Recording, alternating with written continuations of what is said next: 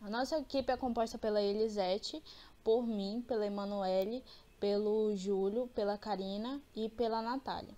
Vamos falar um pouco sobre o arsênio, né? Sobre a fonte de exposição dele, a toxicocinética, os efeitos tóxicos, as interações com outras substâncias químicas e a prevenção dele. A gente tem um histórico aí de doenças e mortes relacionadas ao arsênio, como na Índia, né? Que teve uma contaminação do arsênio na água potável, na água que era considerada potável, né? Teve um histórico de grandes doenças por lá. E também tem a morte do Napoleão Bonaparte, que foi encontrado através de exames nos fios de cabelo dele arsênio. A contaminação pode ter sido devido à prisão, onde ele ficou lá por um tempo, porque foi encontrados os elementos de arsênio na prisão também, onde ele estava. Ela é considerada tóxico por ser um semimetal pesado. O arsênio ele também pode ser utilizado para fabricar semicondutores, como os lasers, e ele também, o ácido arsênico também pode ser usado como clareador, né? Até mesmo para tirar bolhas de plásticos que são fabricados. A população pode estar exposta ao arsênio por meio do ar, do solo, da água e dos alimentos, sendo os alimentos a principal fonte de contaminação, né, de exposição do arsênio. Em certos locais existem rochas que contêm elevados níveis de arsênio, o que pode originar os altos níveis, né, deste material no solo e na água. A maior ameaça para a saúde pública provém de águas subterrâneas contaminadas. E o valor limite do arsênio na água é de 10 microgramas por litro. Na dieta alimentar, o consumo total é em média de 20 a 300 microgramas por dia. E a maior concentração de arsênio foi encontrada em alimentos como mariscos, né, principalmente como alimentos como mariscos, seguido de carnes, vegetais, frutas, cereais e laticínios. Num solo não contaminado, a variação do arsênio é entre 0,2 e 40 miligramas por quilo. Em solos contaminados, a variação é de 100 a 2.500 miligramas por quilo. Na atmosfera, nós podemos encontrar, né, uma variação de 20 a 200 nanogramas, isso nas zonas rurais, e de 400 a 600 nanogramas em áreas urbanas. E também possuímos os biomarcadores, né, que no caso é a urina, o sangue, os cabelos e as unhas. Boa noite, pessoal. Bom, eu sou a Karina. Dando continuidade, a toxicocinética do arsênio ela é o estudo da ADME, a absorção, distribuição, metabolismo e a eliminação deste elemento, né, no organismo. Bom, o arsênio ele é absorvido principalmente por via oral, no caso, então, por água, alimentos e objetos contaminados. E também pode ser por via respiratória, né, por resíduos contidos no ar, e ele é considerado veneno tanto em doses altas como em dose baixa. Então, na fase da distribuição, todo arsênio que é absorvido, ele inicialmente ele fica localizado na fração eritrocitária do sangue. Então, o arsênio ele deixa rapidamente, né, a corrente sanguínea para se armazenar, depositar nos tecidos, né?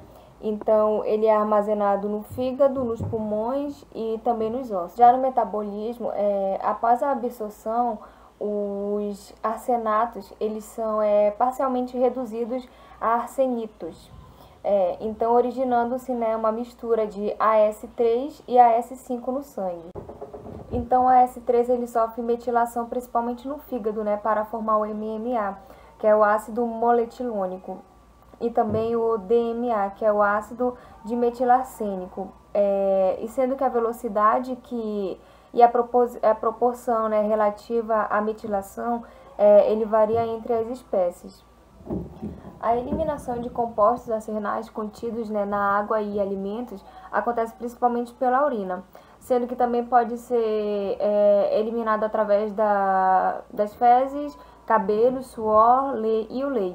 Boa noite, meu nome é Emanuele e eu vou dar continuidade falando um pouco dos efeitos tóxicos. Então, além desses exemplos citados aqui, como estresse oxidativo, alterações na metilação do DNA, fatores de crescimentos elevados, tem também as injúrias vasculares, as irritações que podem causar náuseas, vômitos, diarreia e dores musculares. Tem a leucopenia e arritmias, danos vasculares e por ser tão prejudicial para a nossa saúde, pode até causar o aumento da diabetes e a encefalopatia, que causa alucinações, causa toda aquela perturbação mental, e a mente fica totalmente perturbada, confusa. Nas interações químicas, podemos citar o ferro como o principal metal nas interações com o arsênio devido à alta reatividade entre eles. E o outro fator bastante relevante no uso desse composto é a capacidade dele em oxidar algumas espécies de arsênio. Então, dessa forma, a mais alta concentração de ferro dissolvido significa uma concentração mais alta. A matéria orgânica ela está presente no insolo e sedimentos. Então, o arsênio ele é liberado ao ambiente por meio de fontes naturais, como vulcões, combustão de carvão e madeira.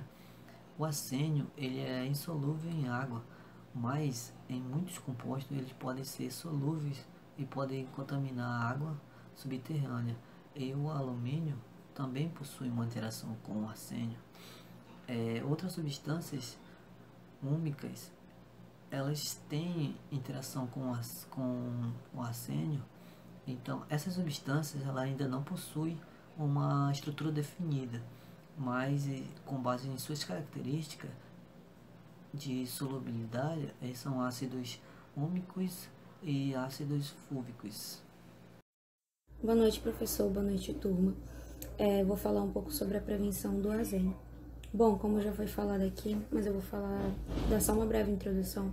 Bom, o arsênio ele pode ser liberado na natureza através de causas naturais, como o contato da água de rios e nascentes com rochas que contenham elevados níveis do metal, no caso, né? Bom, a prevenção se dá através dos EPIs necessários para o trabalho com os produtos químicos, que são compostos de respiradores, luvas de proteção, óculos de proteção, aventais e botas de PVC e cremes também de proteção. Também a utilização de filtros de água. Um exemplo de filtro de água é a oxidação avançada, que utiliza ozono, compostos clorados ou pergamanato de potássio. Também é composta da lavagem correta de frutas e vegetais, pelo fato da gente não saber a procedência, tanto daqueles que nós mesmos colhemos e tanto daqueles que são trazidos por nós dos supermercados e feiras. Eles têm que ser lavados corretamente. Também utilizar a proteção adequada, usando máscara durante a aplicação de herbicidas. Herbicida é um produto químico que é utilizado no controle de ervas daninhas, mas também não só se proteger com relação aos herbicidas, mas em qualquer manuseio no solo.